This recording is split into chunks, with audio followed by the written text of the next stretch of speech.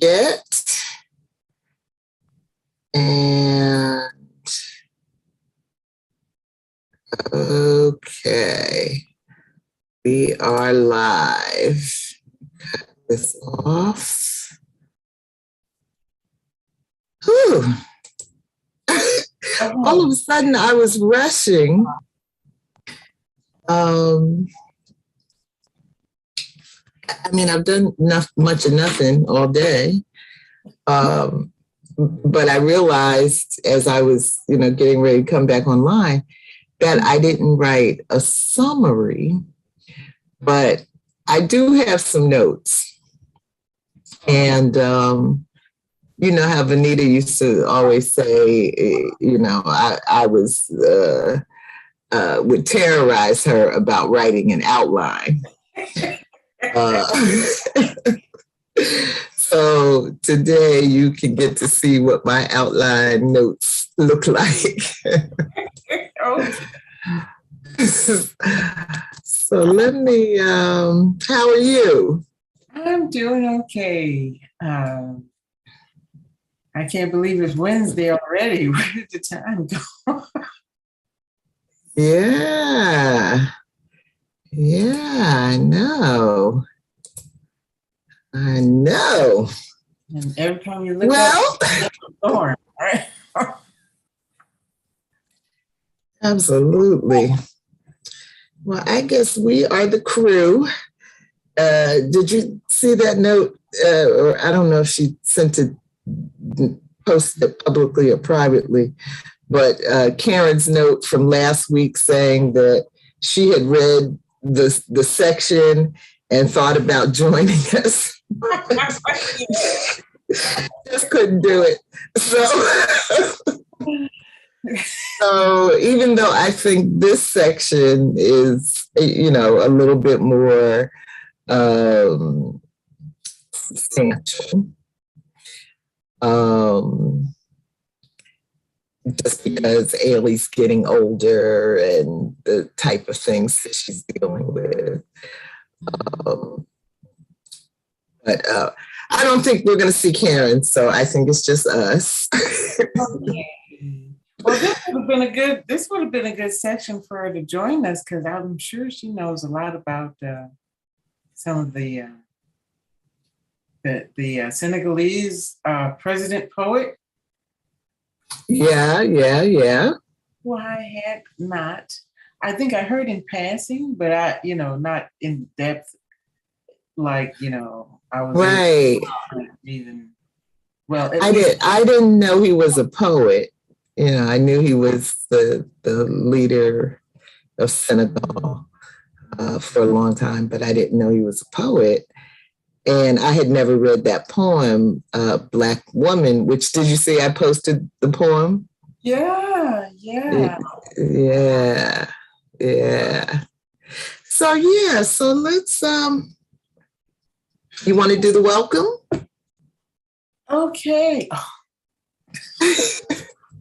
You want me to find the cheat sheet? Yes, please. Oh my God. Oh, all right. Where am I on my screen here? Go back to share screen.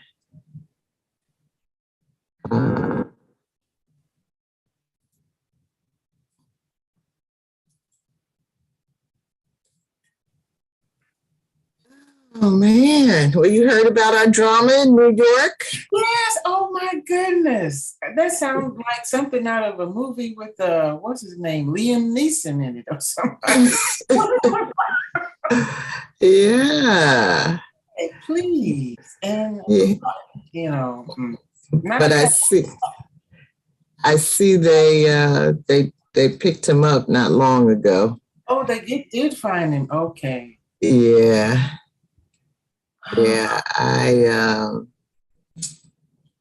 figured he wasn't gonna last long, so all right, let's go on here.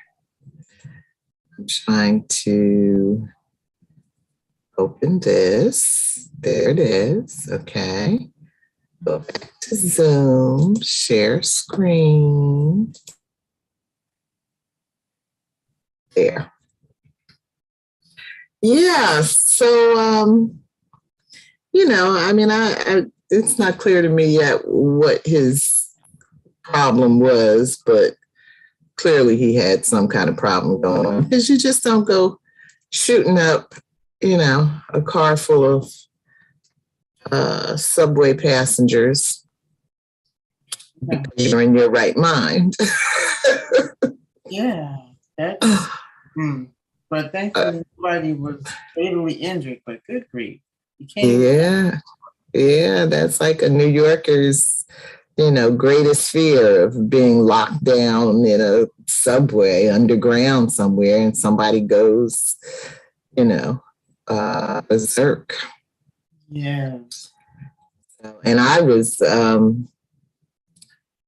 yesterday was Vanita's birthday. Yeah. And I had sent her a greeting, and she said, okay, are you, she said something like, okay, be careful out there, something like that. And I said, well, she said, there's a lot of crazy people out there. And I said, well, is something extra crazy going on today? And I turned on the news to see the breaking news, that all of this had happened. And I was just in the process of getting dressed to go to a neighborhood, to go downtown Brooklyn, which is not far from where all of that jumped off. Oh. And so I said, well, nothing I need downtown Brooklyn. Can't wait for another day. All right. You won't be dying. For or without, whatever. Yeah. But I just had to laugh because, mass shooters are like one of Vanita's favorite topics. Yeah, all over the country, in schools. I'm like, what's wrong with you children? Yeah, but it's this country. It's the widespread access to all kind of weapons, and mixing a good deal of hate and crazy, and there you go. So, all right, well, let's do the welcome and get started. Okay. Welcome, everyone, to this 17th session of the Global Black Feminist Reading Circle. And we are reading the Love Songs of W.E.B. Du Bois by Honorée Fanonne Jeffers. I got that right this week.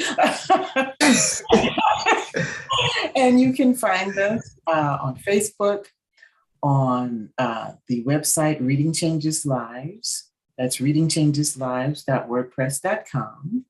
The Global Black Feminist Reading Circle is found on YouTube and Facebook. And tonight we are reading Song 6.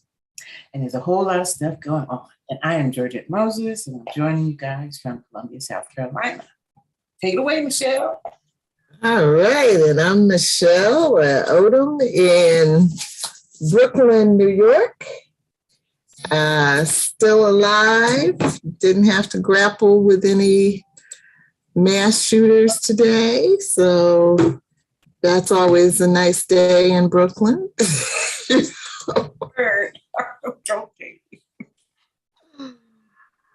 And glad to be here. So I think what I'll do, because I did not write a summary, is I'll share my notes and I'll read them, because they're longer than a summary would be. Because what I do in my outlining process, how chapters are kind of broken down into sections. Even if the sections don't have a title, there may be a little line to indicate it's a new section or a space or something. And so for each one of those sections, I will write a little summary. And that's what I'm going to share with you today. And then to write the summary that I normally share with everybody, I summarize those sections, and then that's what usually goes into the agenda that I did not do for today. So I think what I'll do is, because there's so much of it, I don't know how much of it is. There is, but I think what I'll do is read one chapter, the notes from one chapter, and then we can pause for a few minutes after each one and see if there's something we want to point out there. So this is section song 6, and I put on the schedule that we would read up through Nguzo Saba. But then when you get to the end of Nguzo Saba, there's that other piece that I missed. What's it called? It's called How a Man Becomes a Monster. So I did not read that. I don't know if that's related to song 6 or if it's the introduction to song 7. I read it as the introduction to song 7. I didn't know. Yeah, I think it is. So I think that's not on the schedule. So, so for next week, let's just include that, whatever it goes to. So song 6 says, a future woman must have a life work and economic independence. She must have knowledge. She must have the right of motherhood at her own discretion. The present mincing horror at free womanhood must pass if we are ever to be rid of the bestiality of free manhood. Not by guarding the weak in weakness do we gain strength, but by making weakness free and strong. So said W.E.B. Du Bois in his book, Dark Water, Voices from Within the Veil. Okay, let me pause there. And any comments on that? Since we've now read the whole section, do you see the relationship between this song and the chapters?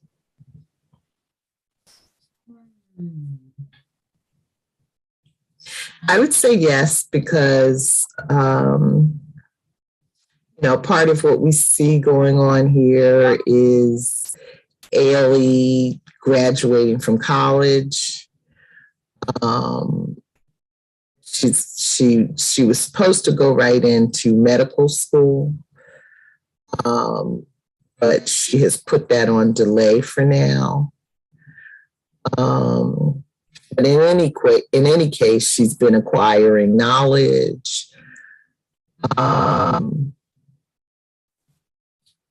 She's had a couple of different sexual partners throughout here,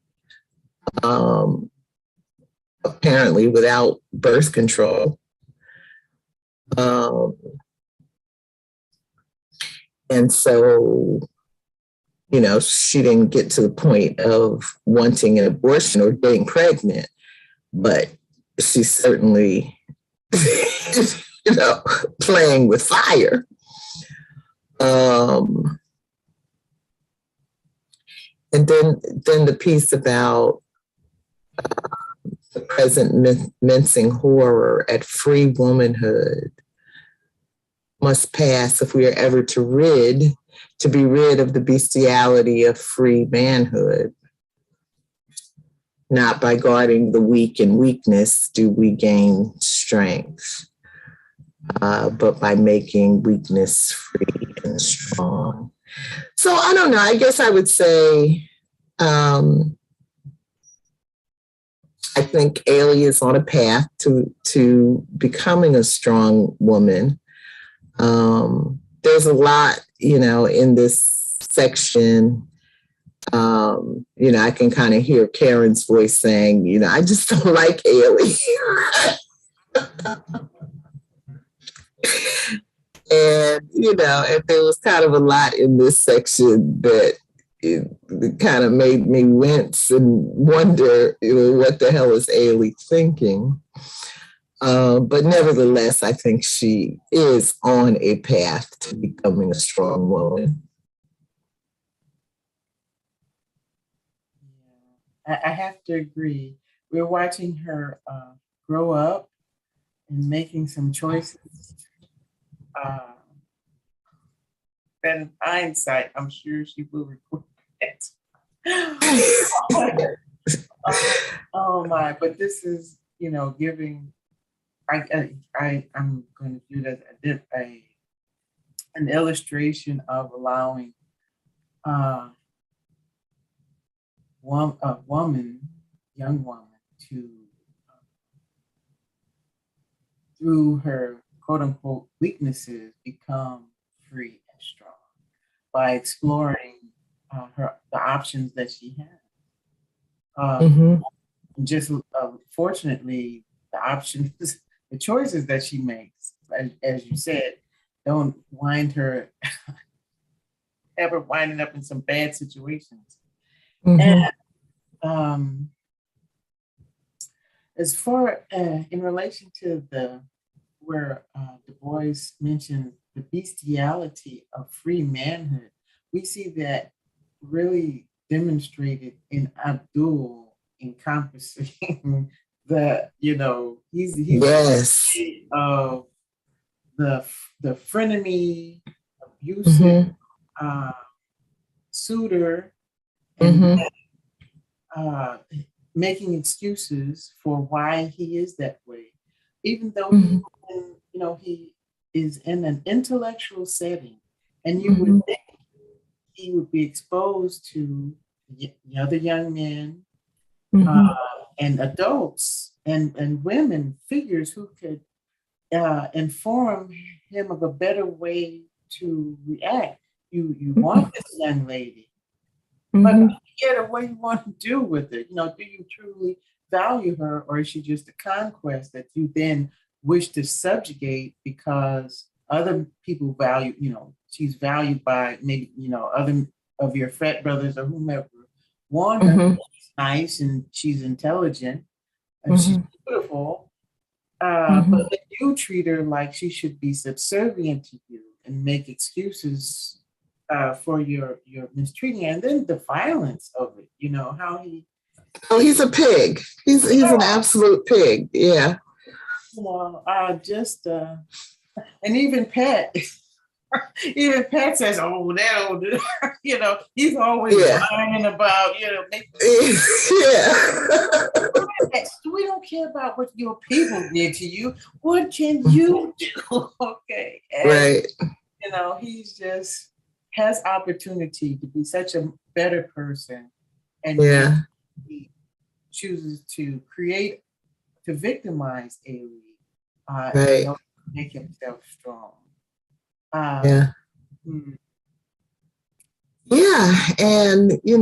that's a great point. And and the next part of that sentence, not by guarding the weak in weakness do we gain strength, to the extent that Ailey would have decided to stay by his side after all. then I would not be saying she's on the path to becoming a strong woman. I'd be saying she's on the path to, having her spirit completely broken. But we still have a few pages left, so so who knows how that's gonna play out. Yeah, just, and then her choices, and I'm going to say because she's a victim of sexual abuse at a young age. Yeah. Still dealing with the guilt of being a victim. Yeah. A participant in the violent act, and not being absolutely able to accept the love and caring that Pat's given her. And then, of course, later on in the story, she gets triggered by meeting Pat's father, who unfortunately looks a lot like Andy. And so, yeah, but also, in this chapter, in this section, I think we learned for the first time that Gandhi's sexual abuse started when she was 4 years old, which is very young. And just in terms of Abdul's twisted, I didn't have a man to raise me kind of behavior. His brokenness also is instilled from a very young age, and and it's surely that mutual brokenness that they identify with in each other. Yeah. Let's look at the first chapter called The Debate. Section 1. These section titles are my little summaries. Booker T, a white man's nigger. So at college, Ailey misses home, but keeps a lonely old man, Uncle Root, company and works a job. Her old boyfriend, David James, comes to visit Uncle Root, and the two of them debate the value of Booker T. Washington. Uncle Root was not a fan and saw Booker T as a white man's nigger. The long-haired lady returns. Section 2, the pledges cross the burning sands. Ailey's relationship with Abdul goes up and down. Mostly he treats it like a booty call, but wants to meet her father and to have Ailey meet his family. We learn more about this Philly native's background with an absent father who is now in prison.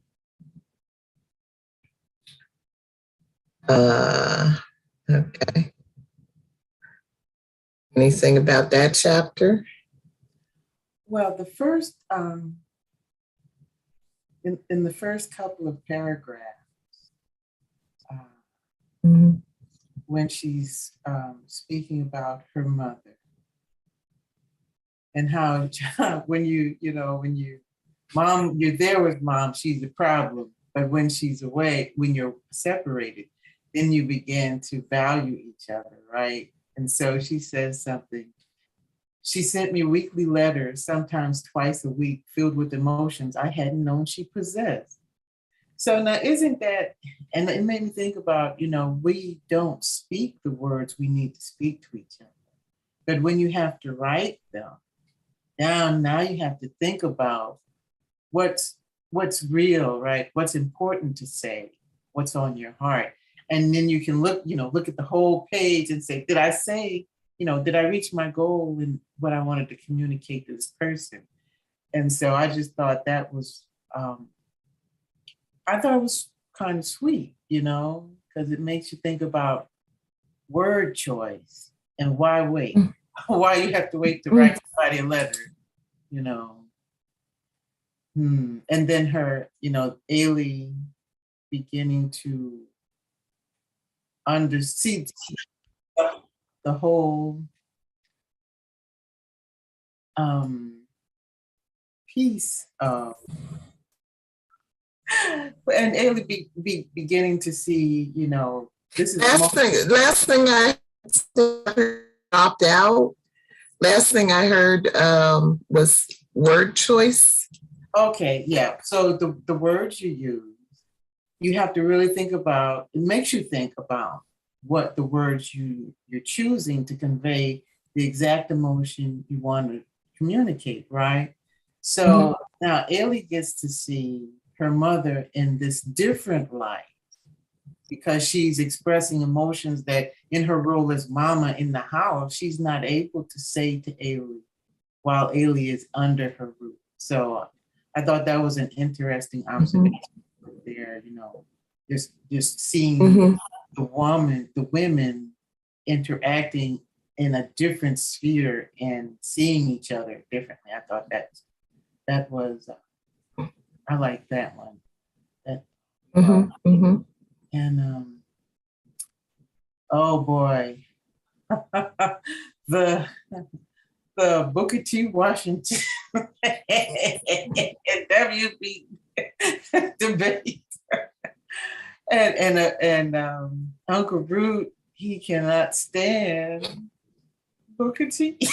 That's just that's clear. Poor little David trying to say, but he did this.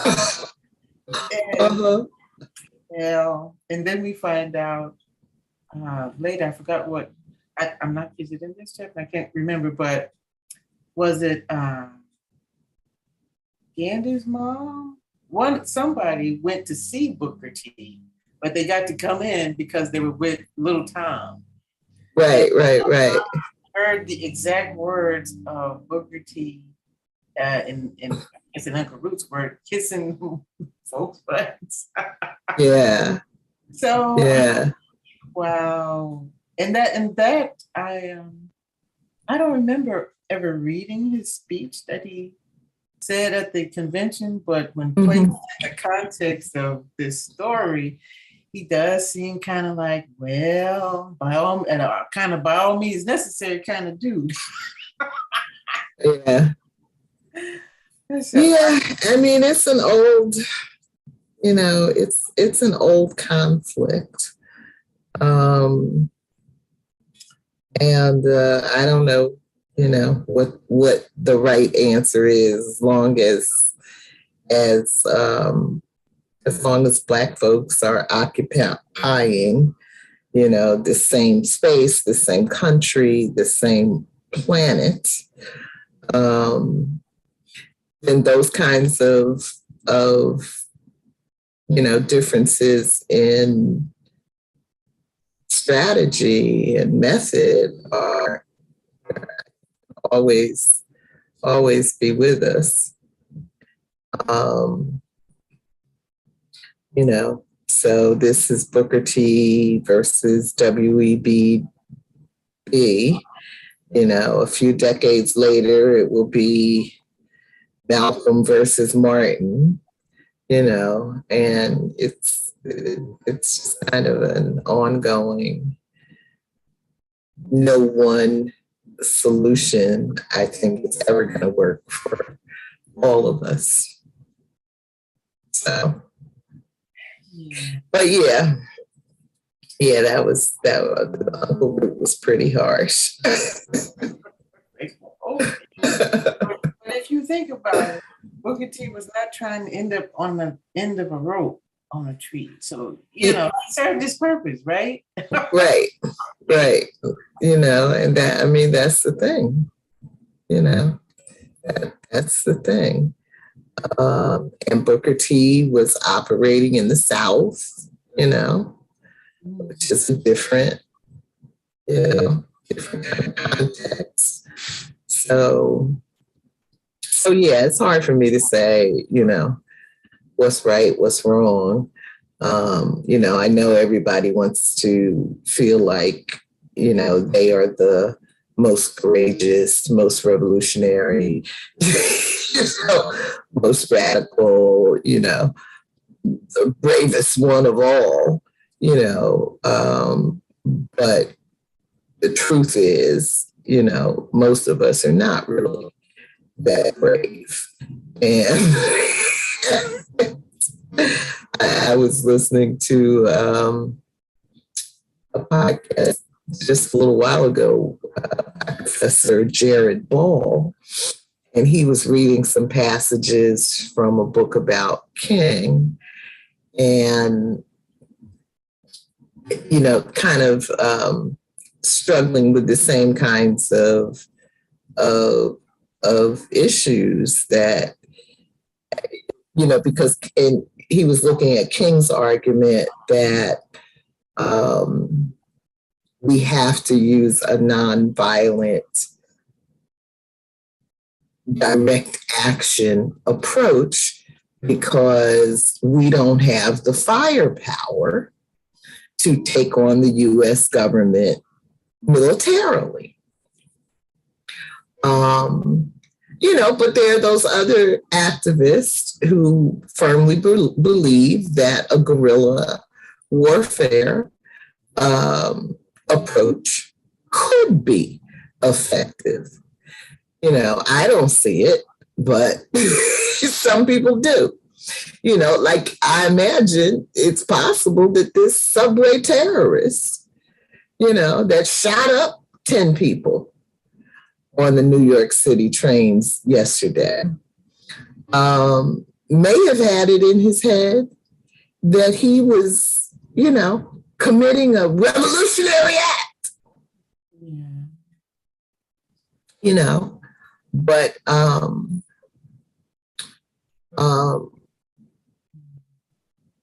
you know, I don't know. I don't, you know, and I'm not against guerrilla warfare. I mean, I think, you know, there are sometimes some situations, some approaches where that's the best thing to do. You know, the ANC in South Africa, that's how they were able to turn things around, you know, in their situation.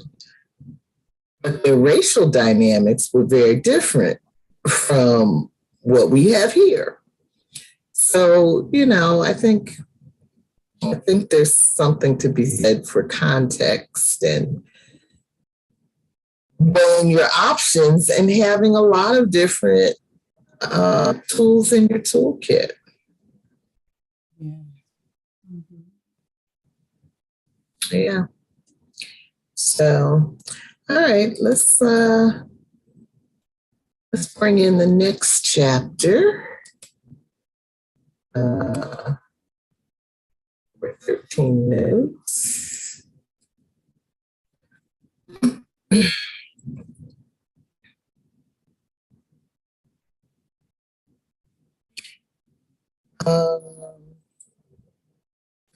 Founders Day.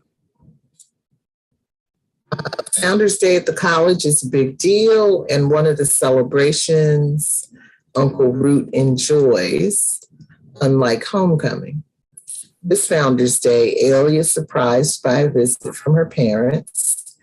She is pleased to meet Pat's mom, but does not want to introduce Abdul to her parents after he told someone he and Ailey are just kicking it.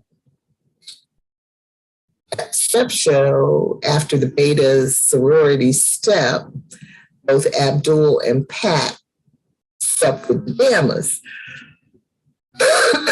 Abdul dances toward Ailey, bares his chest, hands her his frat jacket, and gives her a kiss.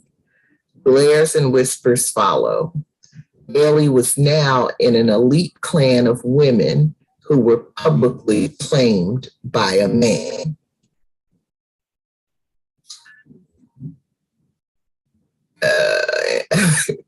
Anything there? Well,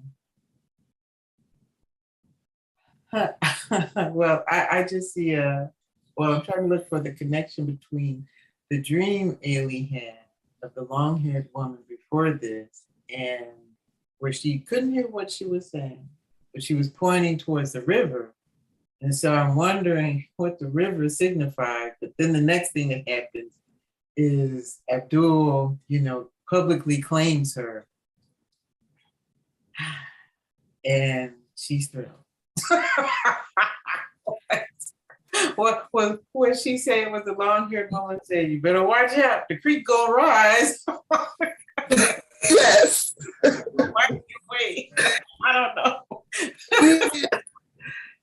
Yeah, and I was wondering, if there was any way that she could have rejected his jacket and that whole display.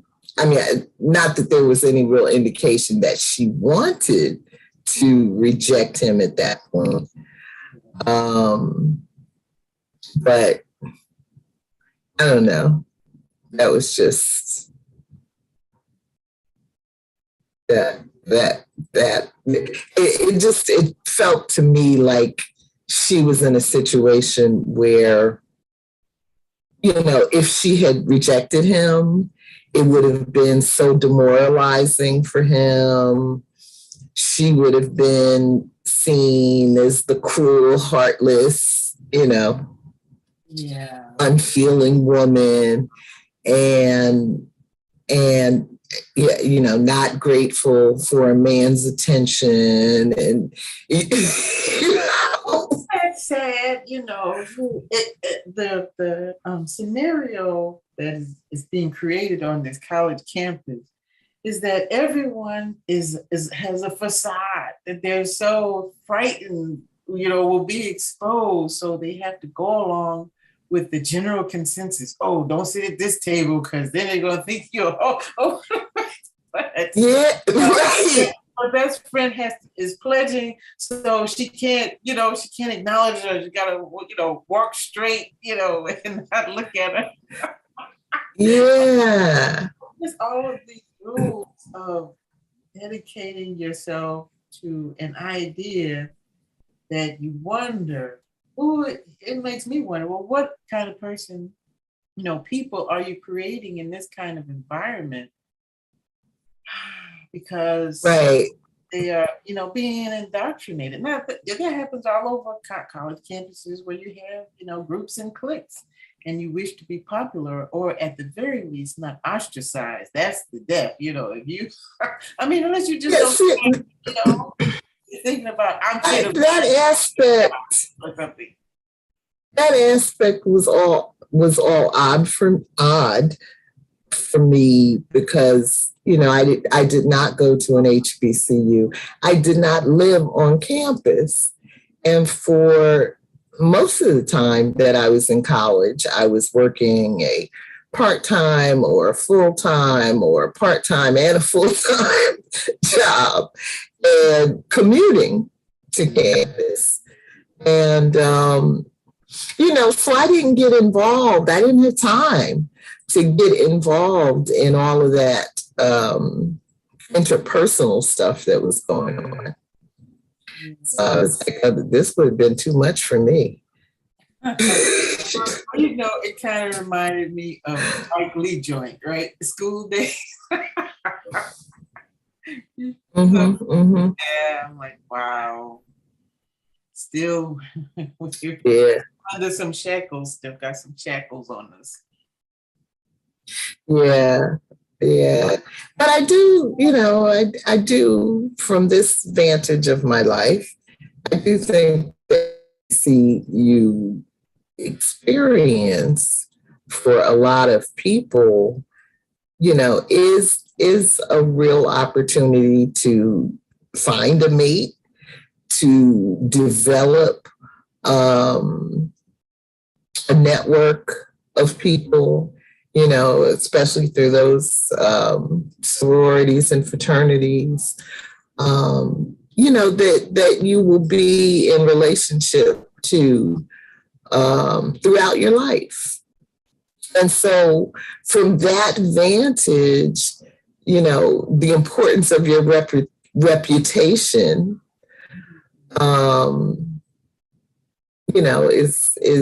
is I guess understandable. Yeah, we do kind of see that, occur, things that have to do with who your people is, right? Throughout this section. Yeah. Pat is giving the thumbs up by Uncle Root. Uncle Root. You know, his parents were. Mm-hmm. Mm-hmm. Yeah. You know, and there's a similar dynamic going on, you know, in the Black church. But because church is not the concentrated everyday experience of campus life, this feels more intense to me. And, you know, but the same kind of expectations of respectability, you know, similar kinds of networking, husband finding, you know, opportunities, competitiveness, you know. Yeah, and expected. No, it's everywhere. Yeah. All right, let me see what there were a lot of chapters, right? Founders Day. The Dirty 30. Oh, speaking of reputation, two of the three amigos, including the chauvinist pig Abdul, discuss a threesome in front of Ailey and Roz. Pat doesn't like it. Roz questions Ailey about why she tolerates Abdul's jerk behavior. Pat offers to help Ailey do the dishes, and he just Yes. The religious Keisha confesses to Ailey and Roz that she was raped as a little girl by a cousin. Her mother didn't believe her, and the cousin died in a car accident. She still feels dirty. Ailey did not share her own experience with sexual abuse, but also feels dirty. The Dirty 30 list of young women who had sex with young men is published. Ailey is angry to see Abdul's name next to Precious's, and she avoids him. When they talk, he explains it was only head and ends up slapping Ailey. Again, she avoids him. Okay. The Dirty 30. You know, that is just another control mechanism, right? In the sort of the bestiality concept of man. You know, you want to talk about girls if they don't put out, and then you're going to talk about them if they do. And put it on right. blast. You know, just right. Right. Yeah. Yes, but so disrespectful because it makes it appear that even in this arena, it remains a patriarchal playground, right? Whatever yes. they can like. Even going back to when Ailey's mom was in college, the guys could drive off the campus, but girls couldn't do anything. No, you know, you need to have all kinds of excuses and maybe still not. But you know, just that double standard, you know, when it takes two people to make a baby and destroy a reputation. Right. Yeah, that was nasty. that was nasty. I have no such experience with an organization that does things like that.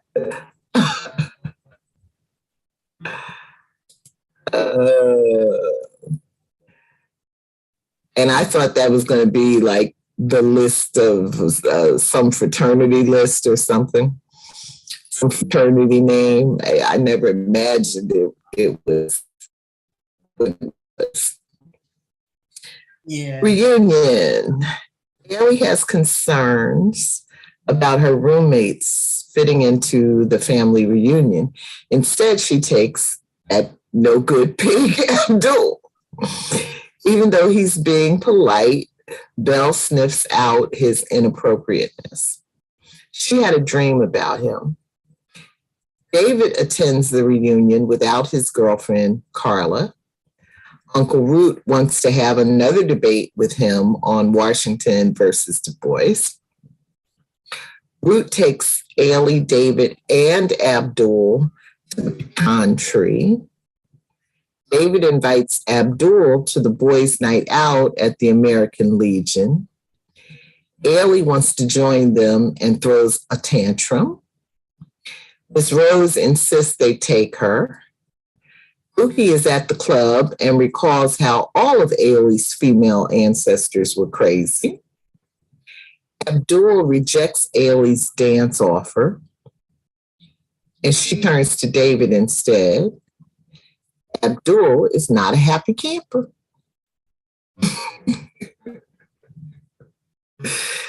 So yeah, that tantrum that she had when the boys didn't want to take her out,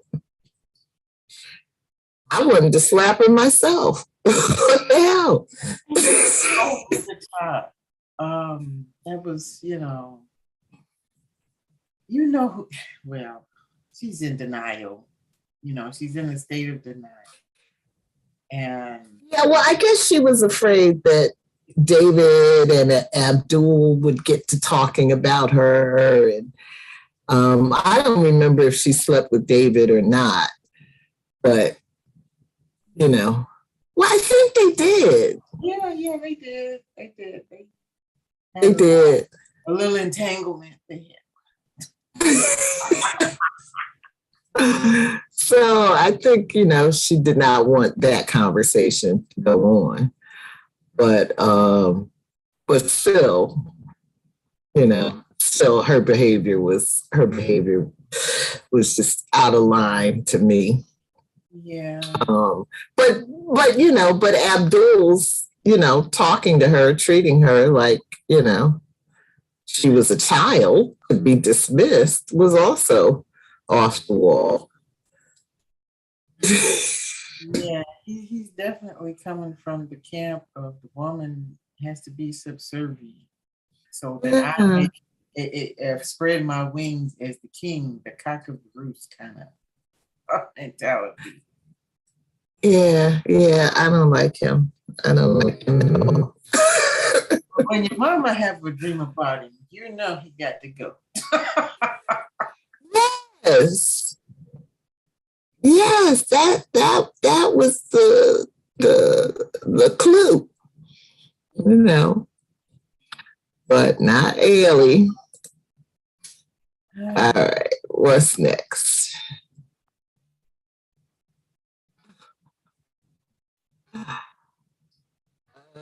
But David keeps hanging in there, right? He does. He really cares about it. Yeah. All right, I'm hungry. Abdul ignores Ailey for most of the summer because he got an attitude. When he finally starts speaking to her again, it is to accuse her of previously sleeping with David. He jams his dick into her mouth, slaps her around, and rapes her. She has memories of Gandhi's death threats and sexual abuse in the guest bathroom when she was 4. Ailey ignores Abdul's attempts to get her attention, having learned from Nurse Lansing that he gave her the claps. The nurse ordered birth control pills along with antibiotics, but Ailey has broken up with Abdul. Ailey is sad at Thanksgiving in Chickasetta and leaves early to return to campus. There she runs into Pat. They smoke some weed and Pat tries to find out what happened with Abdul. Ailey's not talking. Pat doesn't understand why Ailey or any of the girls are attracted to such a low-class, whiny little bitch as Abdul. Hey, let him have it. But they are. Pat confesses his love for her in French. Soon, he is paying the whole fee for a motel room where he makes love to her in a way she's never experienced. She's hooked.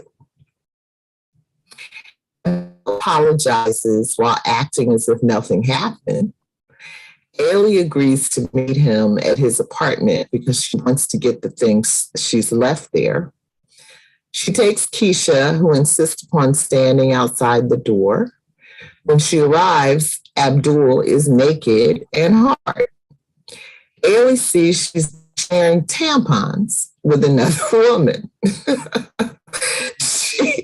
She rejects Abdul's come on and tells him she fucked Pat and how good it was.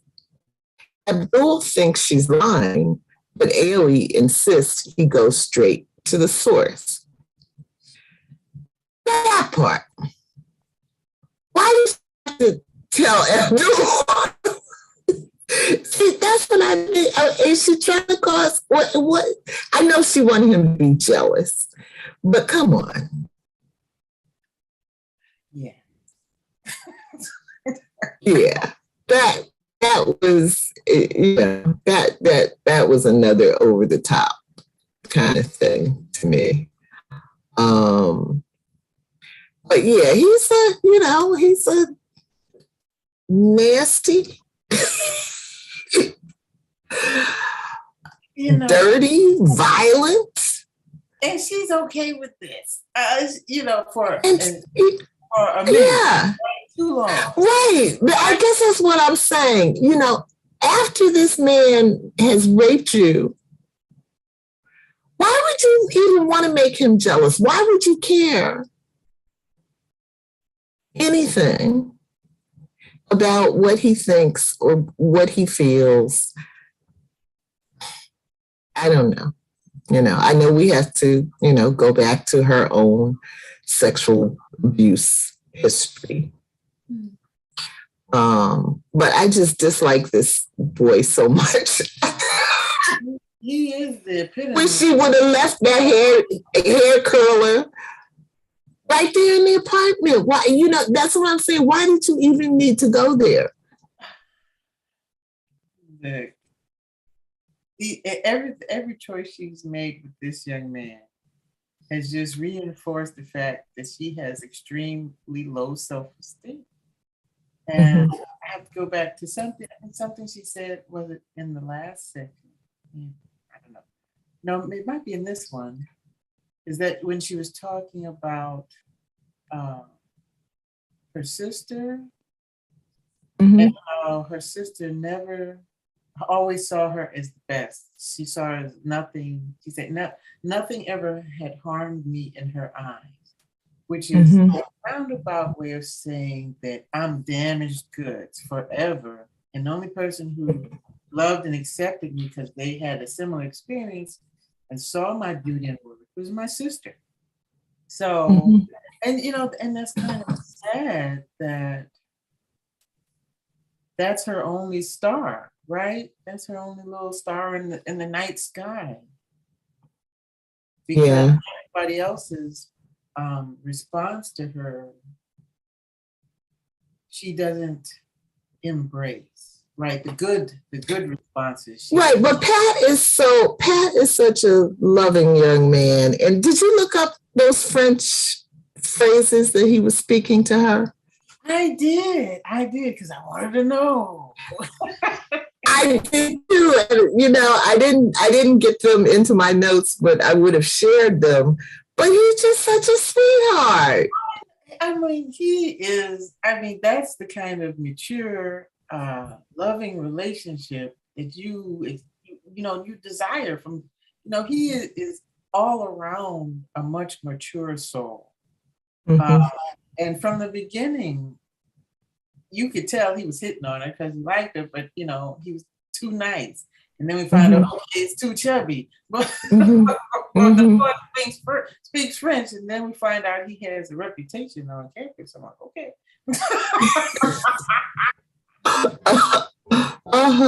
Okay, Pat is, and this part, oh my goodness. Okay, we won't talk about that right now. We're not on that part yet. But yeah, he's been trying so hard, and he's so worthy, and Abdul is so unworthy. So, but that's the thing. I think it was this chapter, the last chapter, talking about where Pat was trying to figure out, why do the girls like Abdul? Well, I guess you said, because they have low self-esteem. Yeah. Yeah, this chapter. Okay, all extraordinary human beings. Pat is looking for Ailey and receives intel from Belle and Miss Rose after the lengthy conversations he had with them. Pat wants to see Ailey, but she's concerned about people talking and Abdul seeing them together in public. Pat's not worried about it. He wants to go steady. Uncle Root noticed how Ailey lit up when Pat called, and he'd like to meet the boy. He never did like that Abdul. Me either, Uncle Root. Root advises Ailey that Abdul does not control her romantic future. Keisha approves of Pat, but Roz is less impressed. Roz is concerned about Ailey's reputation if she dates two guys from the same frat, and says she'll end up among the ugly Jesus freaks. Now that was mean of Roz. Pat sends a Valentine's Day card to Ailey with a poem by Leopold Senghor, former president of Senegal, and takes her to his grandfather's trailer where they make love and profess their love for each other. Ailey lies to the dorm monitor about where she's been sleeping.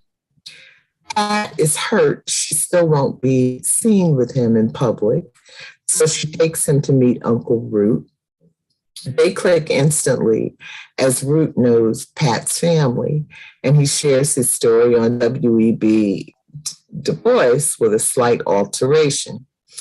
W.E.B. walked into Jessie Fawcett's room. Root was there. And the two spoke French to each other, the language of love, and a clue they were hiding something. Root suspects they were having an affair, but acknowledges Du Bois was a well-known Lothario.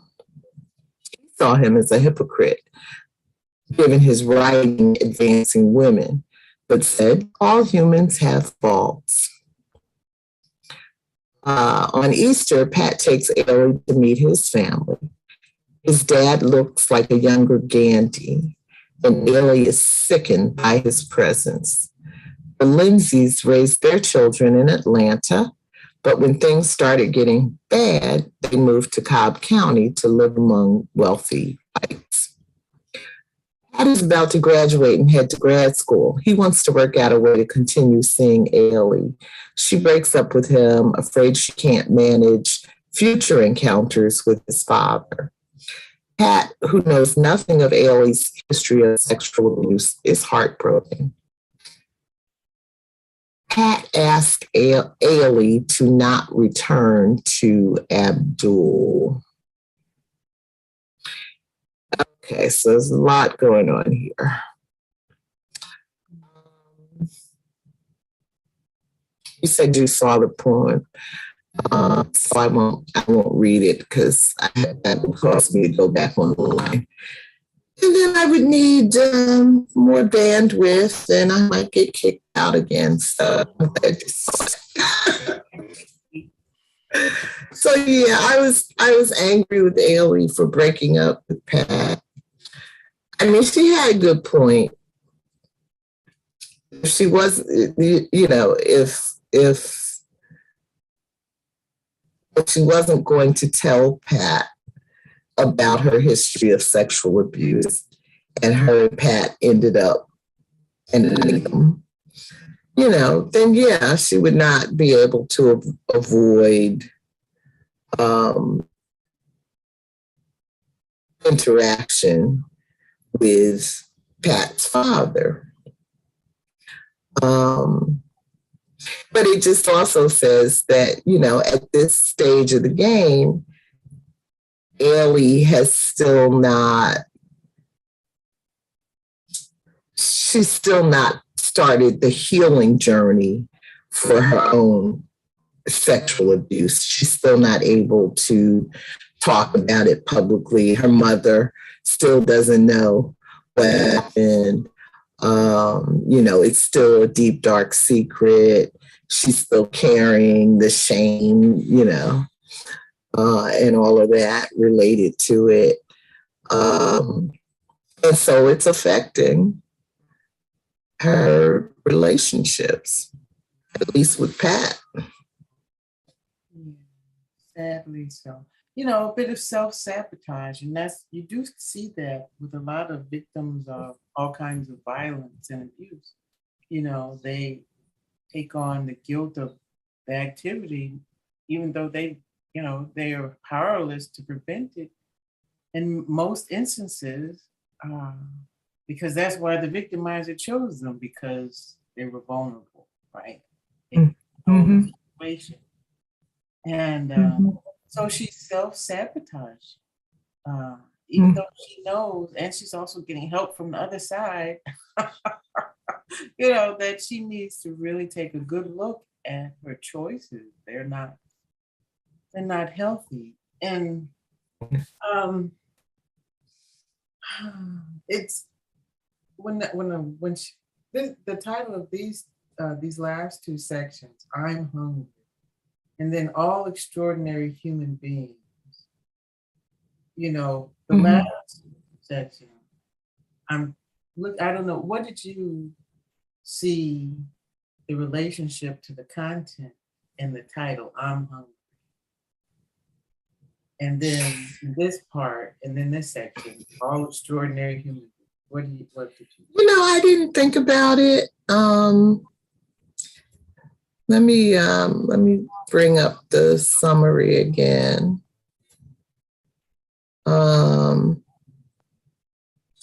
Pat wants to go steady.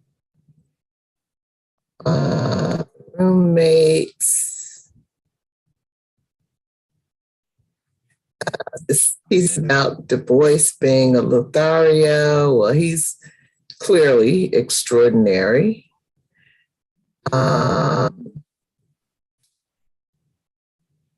Pat's family, living among the wealthy. Pat, is certainly extraordinary in comparison to that low down, no good Abdul. So I don't know. I don't really know. But if we look at this,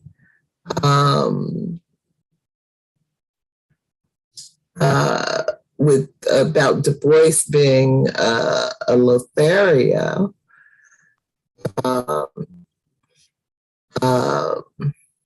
or a womanizer,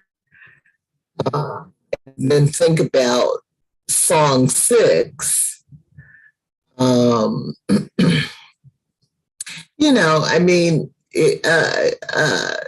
So Uncle Root saw him as a hypocrite.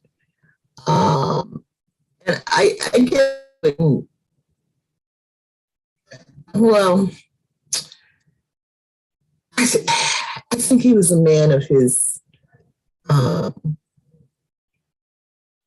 era. You know, most of, I mean, remember a few weeks ago that Du Bois was born in 1868.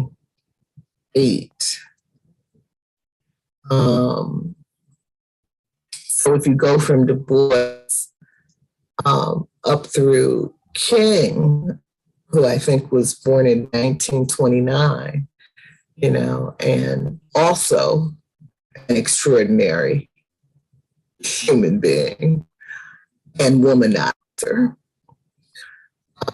Lothario. I like that word.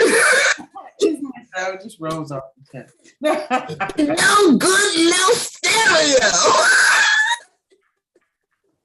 I was like, oh, I have a new word to cuss out folk. You know, it sounds Shakespearean, right? Oh, scallywag.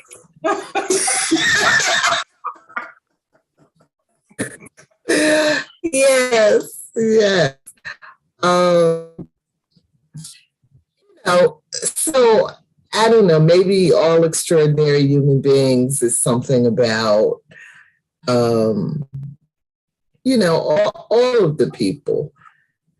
I don't know so much about Abdul. I don't see any redeeming qualities in that boy. There may be, but we haven't seen it yet. But everybody else, you know, everybody else is striving to do things with their lives. They have their strengths, they have their weaknesses. You know, nobody's perfect. You know, and yet they may end up doing extraordinary things like Bois. I don't know. That's off the cuff taking a stab at it. What do you think? That sounded good. Okay. Yeah. And yeah, I mean, I think, you know, somebody like Du Bois was a man of his times, you know.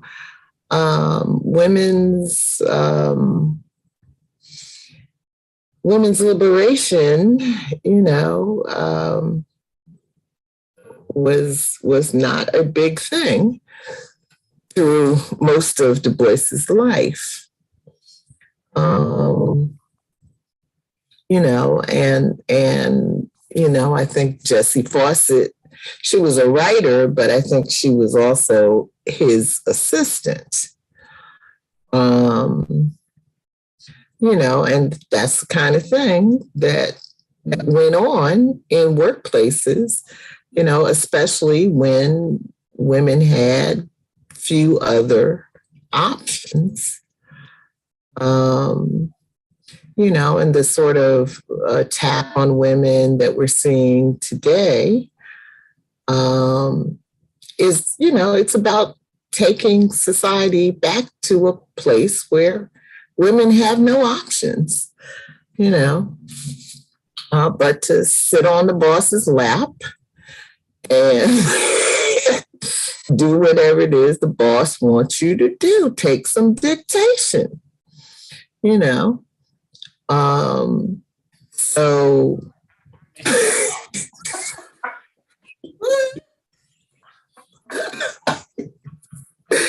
I mean, so, you know, so I don't know. So I don't know if I think of you as a hypocrite. Well, but I guess in the sense that he's writing this passage about, you know, we can't. Let's go back to song 6.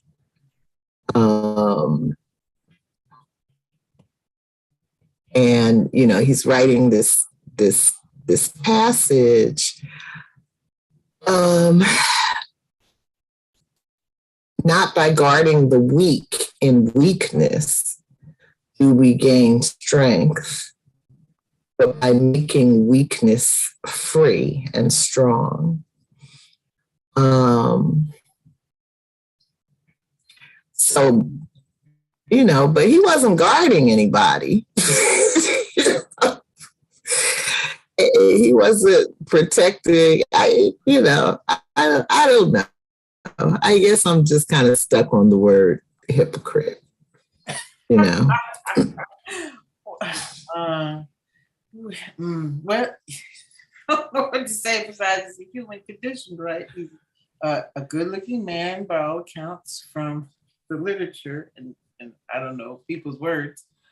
And he spoke well, and that's, mesmerizing if that's what you're looking for, right? And then if he deigns to give you his attention, then yeah.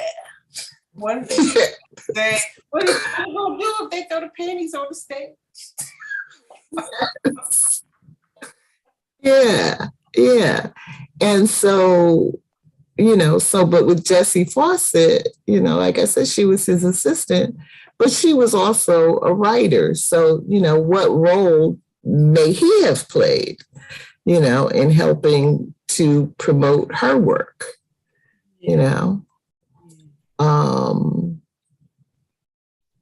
So, so I wouldn't necessarily say he did not believe in women's advancement, but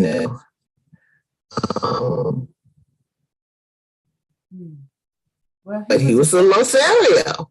Right? So, these are some really, in this piece, this song, are some very powerful words that you could read a couple of ways. So he's expressing the beautiful potential of women if we allow them to be free. Mm-hmm. Not seen as weaker sex, but a whole person, a whole individual exploring their own boundaries if we allow them to.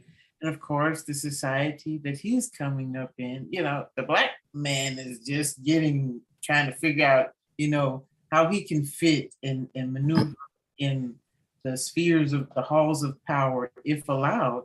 So it's still that, the problem with, is there enough room for all of us at the table? How can we still embrace our own power and be afraid of giving someone else a voice, right? Someone else a seat at the table, someone else the ability to define their own destiny. Right. That it doesn't take away from our position to allow them that latitude. And so, and I guess I can kind of see the similarity in his position with Booker T's position. And that is, you believe a thing, but people aren't ready for it. So you give them what they can take right now to keep the progress as you've defined it in motion. Try to do your part to keep the motion. So, and I guess in that also lends itself to, the all extraordinary human beings, doing their part for humanity. And at least for the culture.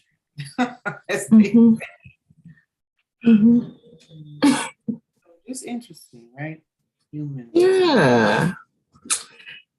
All right, last chapter.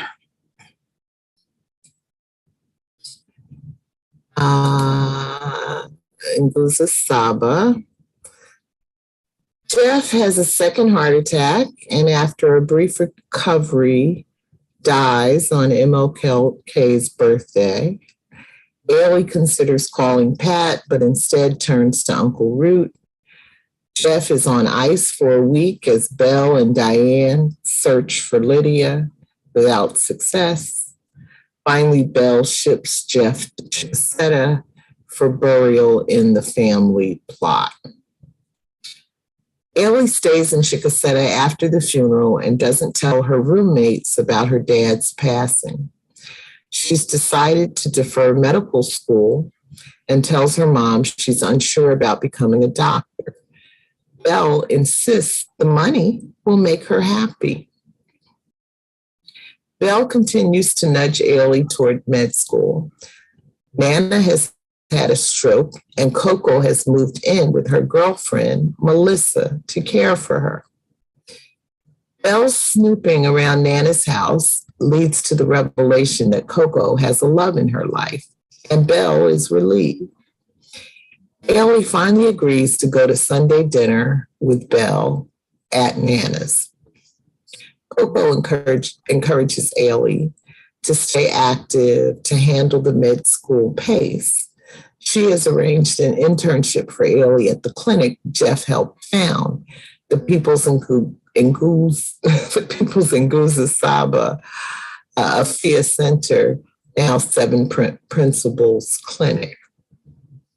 There, Ailey met Zulu Harris, who gave her tips on how to survive this rough Northeast neighborhood.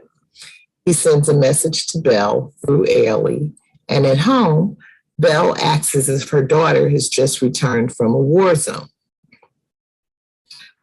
At work the following week, Ailey met the boys she was paying protection money to, assisted difficult patients, and ran into her sister, Lydia. Okay.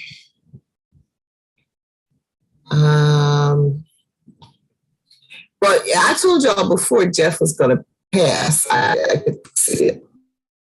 Yeah. I was not especially heartbroken because I had already set my heart to expect it. I also didn't find the way she wrote about it particularly moving or emotional, or, I mean, there was some of that, but it just, I think I had more heartbreak over Jeff's passing than Ailey did. Oh my goodness. Well, there were attempts to demonstrate it, but the unusual piece about it that I found is that she did not tell her roommates, who, they're girls, they're friends. And instead she, chose to just clam up and spend evenings at Chick 7. So just not a rational response, not a response that I would think was rational. But okay, well, this is this character. Okay. Right. Yeah, that piece was odd to me. And then the clinic. I also told you all a while back that I didn't think Ailey was going to make it through medical school. So she may, we don't know for sure yet, but now we can see the doubts that she started there. But I was thinking about how Nana had, only agreed to pay for her education if Ailey went through medical school.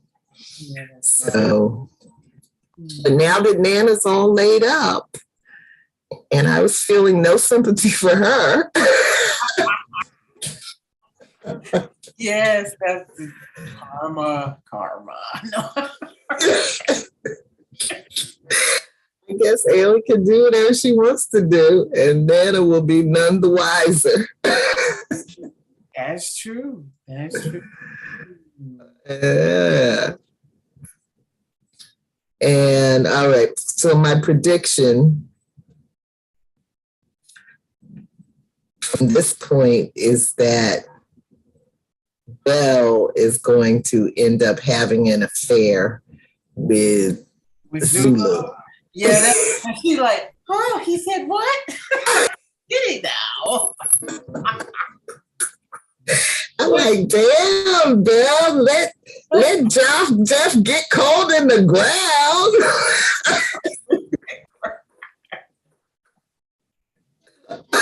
Nah, she's ready. Oh my gosh. What about his 3 wives? He might have added 2 more by now. Well, that's right. That's right. That's right. So, but yeah, there should be some interesting dynamics coming up, now that she's back in the city and working in that neighborhood. And, I could just imagine all kind of storylines from here. Yeah. Well, it was pretty smooth how she handled those little extortionists. Yeah. What did she call? She called him little midget Lord of the Flies.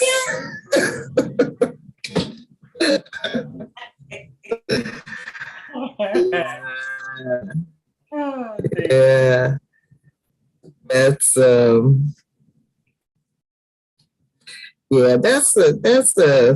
that was an interesting conundrum for me because, on the one hand, it's good to be able to put some cash in the hands of these little boys, who surely are coming from impoverished homes and can use the cash.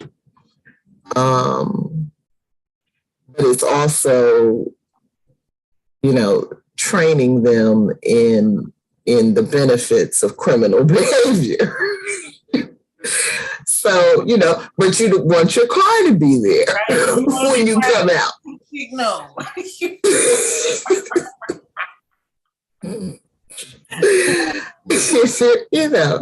So what's a Black professional to do?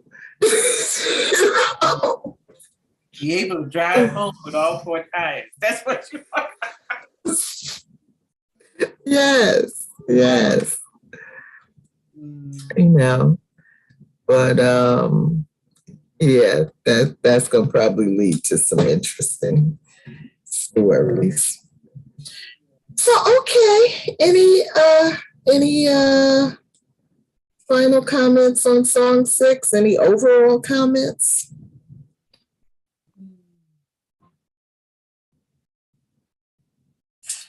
Well, I was glad to see Lydia return. We get to see her, and then perhaps in upcoming chapters, we will see her, get to tell her a bit of her story, what's happened to her. Yeah. And Belle, still has to hear about Gandhi's sexual abuse. Yeah. And so I don't know, that may not come out until after Nana dies. Yeah. Because Belle have to go in the room and close the door and grab a pillow. Yeah. Yeah. That's what I'm saying. Nana's death might be the trigger that causes both Ailey or Lydia to start talking about that with that. Yeah, probably take all 3 sisters. Well, right, but my ideal scenario would be that all 3 sisters have a conversation with mom and support each other, and just get it out in the open so they can heal, because Lydia is definitely horribly affected by it, and we get to see in real time Ailey struggle with you know, dealing with it. We don't know what happened to Coco. Coco said, F men, I am gonna be right. I am and love who I want to love, and I feel safe. You know, she created a safe space for herself. Right, and make comment that she was always made, rude comments to boys when they tried to talk to her. And, in one of these chapters, there's who was it? One of Ailey's roommates. Was it Keisha? Who had been sexually abused, but her mother didn't believe her. Yeah. So I think that's a good point that you're making, that it really would be best if all of the girls could talk to Belle collectively. Because, I don't picture Belle as the type that would deny it, especially at this stage. If Jeff were alive, if Nana were alive, if Gandhi were alive, I think Belle could potentially refuse to believe what the girls were telling her. Because, like, if you think about that passage where Ailey is saying that she is not sure if she wants to go to medical school, and Belle is saying, well, how wonderful it's going to be when you can drive the car you want to drive and buy the house you want to buy, and nobody's happy on their job, but the money is what makes you happy. So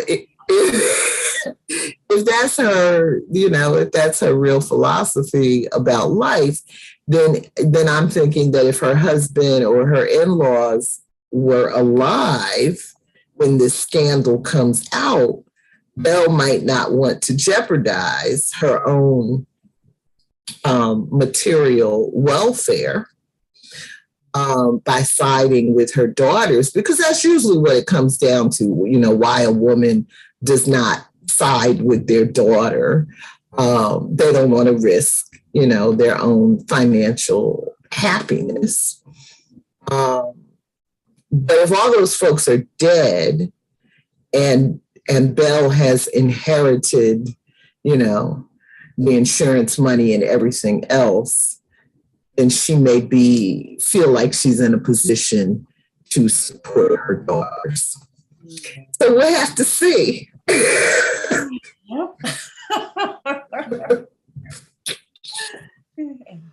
That's it. Have to see. Yeah.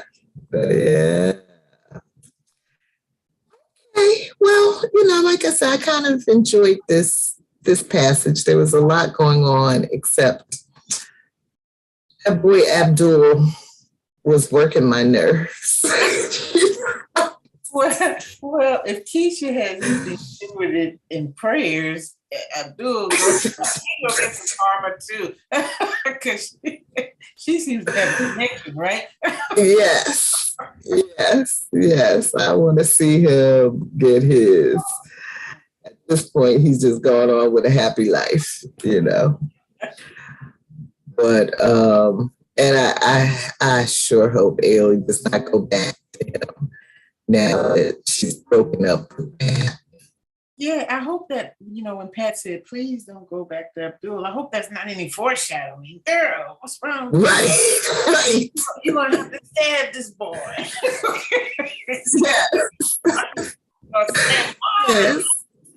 Yes, because Karen did not like Ailey from the beginning, but I've had a measure of sympathy for her. And I do, I agree with you. It's about her sexual abuse history. Nevertheless, it is hard. It is hard to watch women in real life make these kinds of really horrible choices. It's even hard to watch it happening in literature. Yeah. Like, stop, don't open that door. Yeah. You're right. But we have the comfort and opportunity of having seen a lot, right? Experienced something, and being able to evolve an attitude, right? I think it's the main thing. The bottom line is, if you don't love yourself, you don't know when somebody's not loving you, right?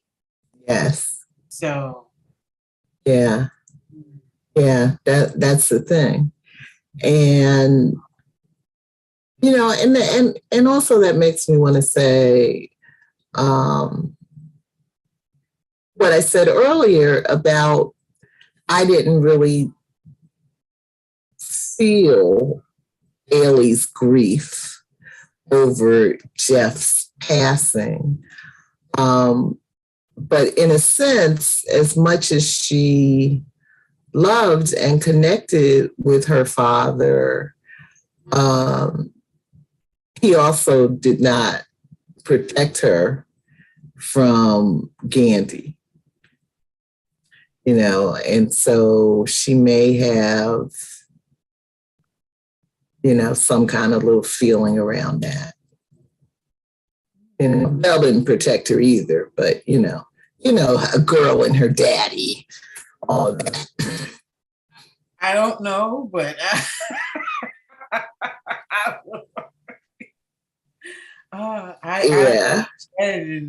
yeah. But I kind of agree with you. It was sort of we got the description of her moving through grief, right? But it was kind of clinical, and I don't know. Yeah, it made it more emotional, to convey. Or if that's just maybe that was an intentional treatment of it. Because maybe Ailey is not really that emotional, right? Maybe she's disconnected from her emotions because of the trauma. And so we get some emotion from her when she's screaming, for instance, when she's screaming at Abdul and David at the car, blah, blah, blah. Right. Take off the mask, the restraints of, respectability that she's been, this person, this archetype that she's created for herself, right? Yeah. She had a moment to break through. Oh, this is me, and I want what I want, but she wasn't able to control it like she's been able to control her interactions so far. So it's an interesting perspective. So I guess we shall see. Okay. Well, it's been lovely as always, Georgette. Yes, indeed. Thank you so much for the summaries, Michelle, because it was a lot of stuff, and I certainly would have forgotten. It was a lot of stuff, and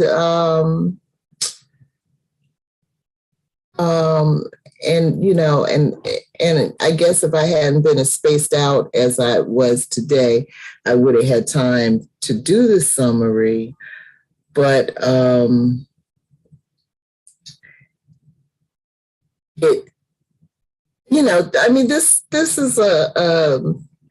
this is a more substantial amount of reading that we're doing, and so.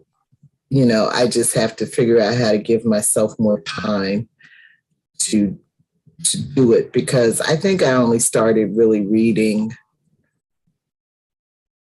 What's today? Wednesday. I think I really started reading on Monday. So. Well, that's all right. You still did a great job. It was good. I'm satisfied. Okay, because your writing on bed today is better than mine on. So go ahead. Well, thank you.